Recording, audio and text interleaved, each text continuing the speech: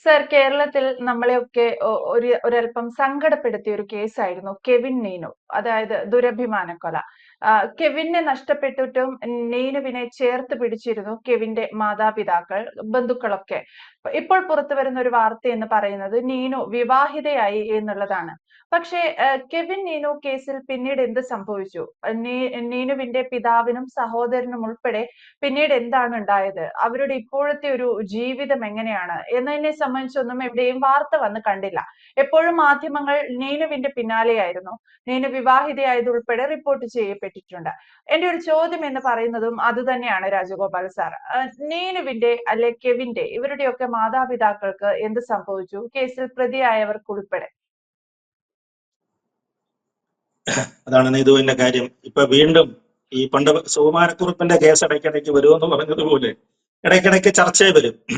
സുകുമാരക്കുറുപ്പിന്റെ case ചില പോലീസുകാർ ചെയ്യുന്നൊരു പണിയായിരുന്നു. അവർക്കിടയ്ക്കിടയ്ക്ക് വടക്കേ ഇന്ത്യൻ ടൂറിന് വേണ്ടിയിട്ട് പറഞ്ഞുകളെ പിന്നെ സുകുമാരക്കുറുപ്പിനെ വടക്കേ ഇന്ത്യയിൽ കണ്ടു എന്നൊക്കെ പറഞ്ഞൊരു പ്രസ്താവന നടത്തും. ഉടൻ തന്നെ അവർ വടക്കേ ഇന്ത്യയിൽ പോവും, കുറച്ച് പൈസയൊക്കെ ചെലവാക്കും. ഇങ്ങനെയൊക്കെ ചില പരിപാടികൾ ഉണ്ടായിരുന്നു. പക്ഷെ ഇത് അതുപോലെയല്ല. നീനുവിന്റെ കേസ് ഇടയ്ക്കിടയ്ക്ക് ഉയർന്നു വന്നതല്ല. ഈ അടുത്ത സമയത്ത് വളരെയേറെ ഒരു 2 ആഴ്ചയ്ക്ക് മുമ്പ്, 1.5 ആഴ്ചയ്ക്ക് മുമ്പ് ചർച്ച ചെയ്യപ്പെട്ട ഒരു സംഭവമാണ്. നീനു വീണ്ടും വിവാഹിതയായി. പറഞ്ഞ നീനുവിനെയൊന്നും നമ്മളെ കേരള സമൂഹത്തോട് പറഞ്ഞു കൊടുക്കേണ്ട കാര്യമില്ല. 7 വർഷമായെങ്കിലും എല്ലാ മലയാളികളുടെയും മനസ്സിൽ ഓർമ്മയുണ്ട്. ആ കുട്ടിയുടെ മുഖം ഓർമ്മയുണ്ട്. അത് പോലീസ് സ്റ്റേഷനിൽ നടത്തിയ സമരത്തെ കുറിച്ച് ഓർമ്മയുണ്ട്. 1.5 ദിവസം പോലീസ് സ്റ്റേഷനിൽ കുത്തിയിരുന്ന് സമരം നടത്തിയതും എല്ലാ വാർത്താ മാധ്യമങ്ങളെ അങ്ങോട്ട് ക്ഷണിച്ചു വരുത്തിയതും അവസാനം SIക്ക് പണിഷ്മെന്റും സസ്പെൻഷനും പിരിച്ചുവിടൽ വരെ നോട്ടീസ് കിട്ടിയ കഥയാണിത്. അത് കൊണ്ട് പ്രത്യേകിച്ച് അത് പറയേണ്ട കാര്യമില്ല. ഈ സംഭവത്തെ നീനു വീണ്ടും വിവാഹിതയായി എന്നൊരു വാർത്തയാണ് കഴിഞ്ഞ ഒരു 10 ദിവസം മുമ്പ് വന്നത്. വീണ്ടും വിവാഹിതയായി എന്ന് പറഞ്ഞു കഴിഞ്ഞാൽ ആദ്യം വിവാഹിതയായിട്ടില്ല. വിവാഹിതയാകാൻ കെവിനുമായിട്ട് ഉള്ള പ്രണയം ഏതാണ്ട് രജിസ്റ്റർ വിവാഹത്തിലേക്ക് എത്തിയതാണ്. അതിന്റെ നടപടികൾ നടന്നുകൊണ്ടിരിക്കെയാണ് കെവിൻ കൊല ചെയ്യപ്പെടുന്നത്. അതായിരുന്നു. അതുകൊണ്ടാണ് ഞാൻ പറഞ്ഞത് രണ്ടാമതും വിവാഹിതയായി എന്നൊരു വാർത്തയാണ് കുറച്ച് ദിവസം മുമ്പ് വന്നത്. പക്ഷെ ആ വിവാഹം നടത്തിച്ചു കൊടുത്തത് കെവിന്റെ പിതാവ് ശ്രീ ജോസഫ് ആണെന്ന മട്ടിലാണ് അന്ന് സാമൂഹ്യ മാധ്യമങ്ങളിലൊക്കെ വാർത്ത വന്നത്. പക്ഷെ പിന്നീട് അദ്ദേഹം നിഷേധിച്ചു. ശ്രീ ജോസഫ് നിഷേധിച്ചു. എനിക്ക് അറിഞ്ഞുകൂടാ, ഇപ്പൊ നീനുമായിട്ട് എനിക്കൊരു ബന്ധവുമില്ല, എനിക്ക് ആ കുട്ടി എവിടെയാണെന്ന് അറിഞ്ഞുകൂടാ, ഞാൻ അങ്ങനെ ഒരു കാര്യത്തിന് പോയിട്ടില്ല എന്നാണ് അദ്ദേഹം പറയുന്നത്.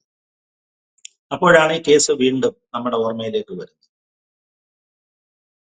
ഈ നമ്മളെ വിചാരണ കോടതി എടുത്തു പറഞ്ഞൊരു കേസാണത്.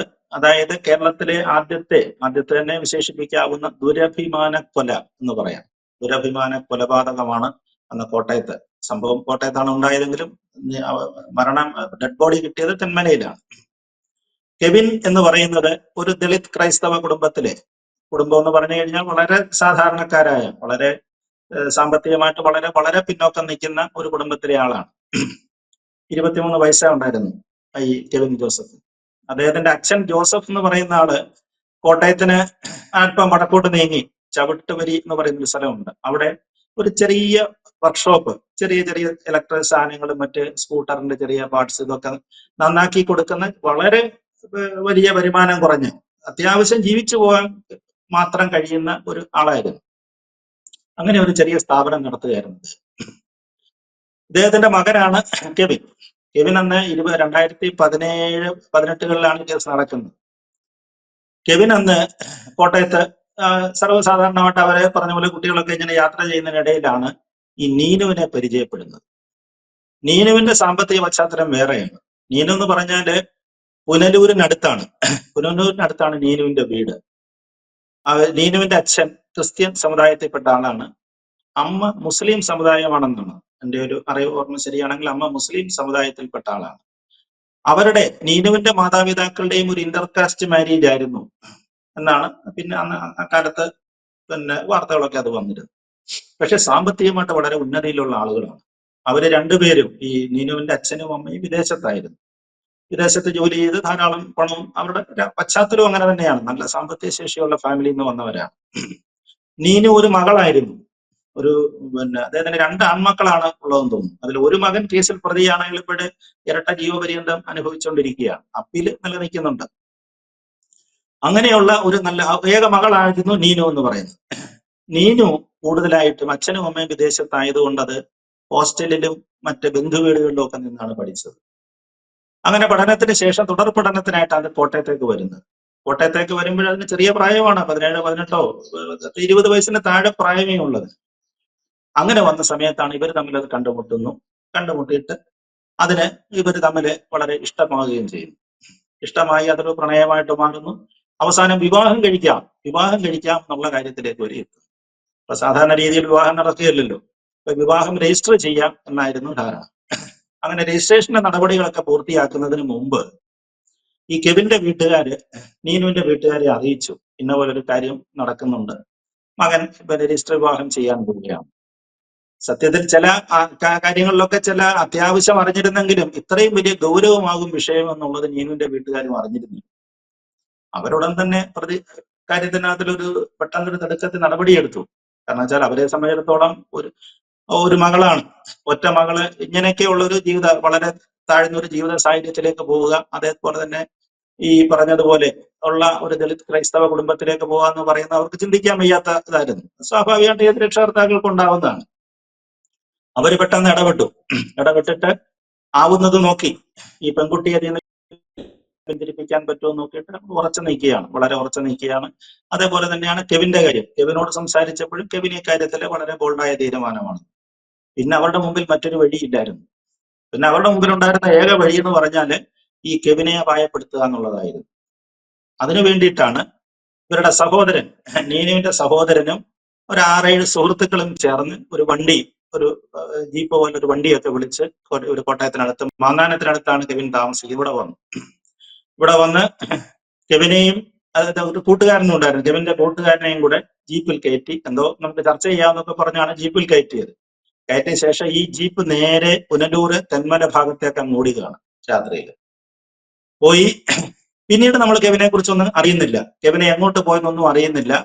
പിന്നീട് നീനു പോലീസ് സ്റ്റേഷനിൽ പ്രത്യക്ഷപ്പെടുമ്പോഴാണ് നമ്മൾ ഈ കേസിന്റെ ഗൗരവം മനസ്സിലാക്കുന്നത്. നീനു ഇതിനടുത്തുള്ള അടുത്ത പോലീസ് സ്റ്റേഷൻ എന്ന് പറയുന്നത് കോട്ടയം ഗാന്ധിനഗർ പോലീസ് സ്റ്റേഷനാണ്. ആ പോലീസ് സ്റ്റേഷന്റെ അവിടെ നീനു നേരെ രാവിലെ പോലീസ് സ്റ്റേഷനിൽ കയറി ചെല്ലുകയാണ്. ഇതുപോലെ ഞാൻ കല്യാണം കഴിക്കാൻ പോകുന്ന കെവിനെ കാണാനില്ല, എന്റെ അച്ഛനും ബന്ധുക്കളും കൂടെ ചേർന്ന് തട്ടിക്കൊണ്ടു പോയതാണ്, കണ്ടുപിടിച്ചു തരണം. നീനുവിന്റെ പരാതി പോലീസ് പോയാന്നൊക്കെ അന്വേഷിക്കാമെന്നൊക്കെ പറഞ്ഞാൽ സ്വാഭാവികമാണെന്നുള്ള മട്ടില് പോലീസുകാർ ഇതിനെ തഴിഞ്ഞു വിട്ടു. SI അതിനെ സാരമില്ല കണ്ടുപിടിക്കാന്നൊക്കെ പറഞ്ഞു. പക്ഷെ ഈ കുട്ടി പോയില്ല. ഇവള് പോകുന്നില്ല മാത്രമല്ല, കണ്ടുപിടിച്ച ശേഷമേ, എവിടെ കെവിൻ എന്ന് കണ്ടുപിടിച്ച ശേഷമേ ഞാൻ ഈ സ്റ്റേഷനിൽ നിന്ന് ഇറങ്ങുന്നു വാശി പിടിച്ച് അത് വലിയ ബഹളമായി. അത് പുറത്തറിഞ്ഞു മാധ്യമങ്ങളെല്ലാം അറിഞ്ഞു.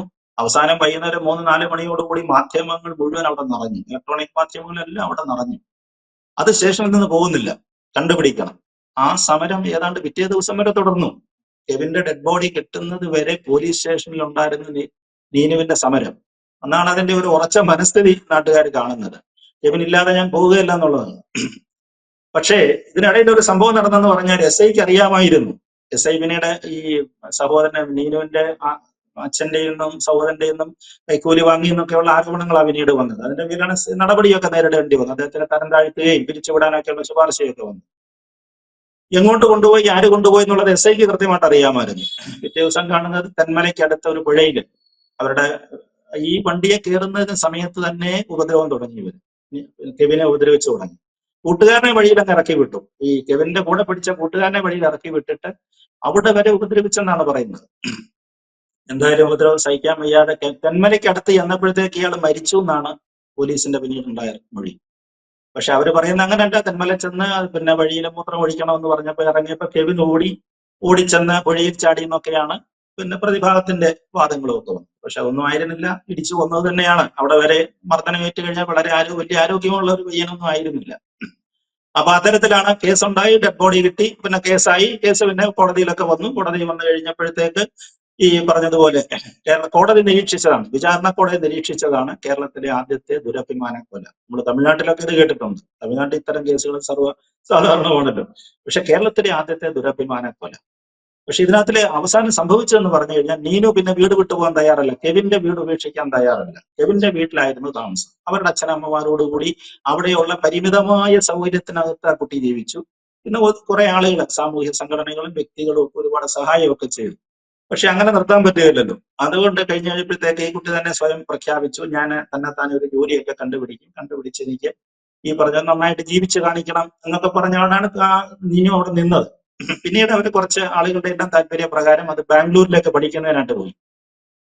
ചില മഠത്തം ഒക്കെ ആയിട്ടുള്ള ബന്ധത്തിന്റെ അടിസ്ഥാനത്തിൽ ബാംഗ്ലൂരിൽ ഒരു സ്ഥാപനത്തിൽ നിന്ന് അത് പഠിച്ചു. പഠിച്ച ശേഷം പിന്നീട് അങ്ങനെ വലിയ കേൾവി സംഭവത്തെ കുറിച്ച് ഉണ്ടായിരുന്നില്ല. ഇപ്പൊ അവസാനമാണ് ഇപ്പൊ കേൾക്കുന്നത്. ഈ 7 വർഷത്തിന് ശേഷമാണ് ഇപ്പൊ കേൾക്കുന്നത് കുട്ടി വീണ്ടും വിവാഹിതയായി എന്നുള്ളത് കേൾക്കുന്നത്. അപ്പൊ അതിനകത്തിലെ ജോസഫ്, കെവിന്റെ പിതാവ് ജോസഫുമായിട്ട് ഇതിന് കണക്ഷൻ വന്നതുകൊണ്ടാണ് ആളുകൾ സംഭവത്തെ ശ്രദ്ധിച്ചത്. നീനു വിവാഹിതയായിക്കോട്ടെ, വാർത്ത ശരിയാണെന്നാണ് ഇപ്പൊ പറയുന്നത്. കഴിഞ്ഞ ഫെബ്രുവരിയിൽ വയനാട്ടിലുള്ള ഒരു യുവാവുമായിട്ട് നീനു വിവാഹിതയായി എന്ന് പറയുന്നു. നന്നാകട്ടെ, ആ കുട്ടി നല്ലൊരു ജീവിതം. ചെറിയ കുട്ടിയാണ്, ഇപ്പൊ എത്ര 10, 20, 23 വയസ്സ് അതിന് താഴെയുള്ളൂ, അതിന് പ്രായമുള്ളൂ. നന്നായി ജീവിക്കട്ടെ, അത് ജീവിച്ച് കാണിക്കട്ടെ. ഇനിയും കെവിന് വേണ്ടി അത് കാത്തിരുന്നിട്ട് കാര്യമില്ല. നമ്മൾ അതിനെ കുറ്റം പറഞ്ഞിട്ടും കാര്യമില്ല. ജീവിക്കട്ടെ, അങ്ങനെ ആയിക്കോട്ടെ. പക്ഷെ ഇതിനകത്തിൽ അവസാന റിസൾട്ട് ഉണ്ടായിരിക്കുന്നെന്ന് പറഞ്ഞു കഴിഞ്ഞാൽ, ജോസഫ് എന്ന് പറയുന്ന ഒരു മനുഷ്യൻ, ഒരു കെവിന്റെ പിതാവ്, അദ്ദേഹം വേട്ടയാടപ്പെടുന്നു അല്ലെ. ഓരോ തരം സന്ദർഭങ്ങളിൽ ഉണ്ടാകുമ്പോൾ അദ്ദേഹത്തിന് മകനെ നഷ്ടപ്പെട്ടു എന്നുള്ളത് മാത്രമല്ല, ഈ ആരോപണങ്ങൾക്കൊക്കെ മറുപടി പറയാനും അദ്ദേഹം ഇപ്പൊ ബാധ്യസ്ഥനായിട്ട് മാറിയിരിക്കുക. അതുപോലെ തന്നെയാണ് നീനുവിന്റെ കുടുംബത്തിലും. സാമ്പത്തികമായിട്ട് വളരെ നല്ല നിലയിൽ കഴിയുന്ന കുടുംബമാണ് അവർ വളരെ ഉന്നത നിലയിലുണ്ടായിരുന്ന ഒരു കുടുംബമാണ്. ആ കുടുംബത്തിനുണ്ട് അപമാനം നമ്മൾ കണ്ടില്ലെന്ന് അടിക്കാനൊക്കത്തില്ല. സഹോദരൻ ജയിലിലാണ്. സഹോദരനെ ഇരട്ട ജീവപര്യന്തമാണ്. അച്ഛനെ വെറുതെ വിട്ടു, അച്ഛൻ ചാക്കോയെ വെറുതെ വിട്ടെങ്കിലും സഹോദരൻ ഏതാണ്ട് ഇരട്ട ജീവപര്യന്തമാണ് കിട്ടിയിരിക്കുന്നത്. ജയിലിൽ കഴിയാണ് അദ്ദേഹം. ആ സഹോദരനും കൂട്ടുകാരും ജയിലിൽ കഴിയുകയാണ്. നോക്കുക, നമ്മൾ സ്നേഹം പറയാൻ കാര്യങ്ങൾ ഒക്കെ ശരിയാണ്, നമ്മൾ ആരെയും കുറ്റപ്പെടുത്തുന്നില്ല. അത്തരം കാര്യങ്ങൾ എല്ലാവർക്കും അവരവരുടെ നിലപാടുകൾ അനുസരിച്ച് ജീവിക്കാം. പക്ഷെ രണ്ട് കുടുംബങ്ങൾക്കുണ്ടായ തകർച്ച, അതാണ് ഈ കേസിൽ നമ്മൾ ഇപ്പൊ പ്രത്യേകിച്ച് എടുത്തു കാണുന്നത്. യെസ്, എന്തായാലും കെവിൻ നീനു കേസിൽ പ്രതികൾക്ക് ഇരട്ട ജീവപര്യന്തം ഉൾപ്പെടെ ലഭിച്ചിട്ടും കെവിന്റെ അച്ഛൻ, പിതാവ് ജോസഫ് ഇപ്പോഴും വേട്ടയാടുന്നു എന്നുള്ളതാണ് രാജഗോപാൽ സാറിന്റെ ഈ ചർച്ചയിൽ നിന്ന് മനസ്സിലാവുന്നത്. മാത്രമല്ല, നീനുവിന് മറ്റൊരു ജീവിതം കിട്ടി. അതിൽ രാജഗോപാൽ സാർ സൂചിപ്പിച്ചതുപോലെ വളരെ ചെറിയ പ്രായത്തിൽ തന്നെ ഒരു വലിയ ദുരന്തത്തെ ഫേസ് ചെയ്യേണ്ടി വന്ന ഒരു പെൺകുട്ടിയാണ് നീനു. അത്തരത്തിൽ പുതിയൊരു ജീവിതം ലഭിക്കുമ്പോൾ കൂടുതൽ പ്രതീക്ഷയോടെ നന്നായി ജീവിക്കാൻ നീനുവിന് കഴിയട്ടെ എന്നും പ്രത്യാശിക്കാം. വ്യക്തമാണ്. Thank you Rajagopal sir.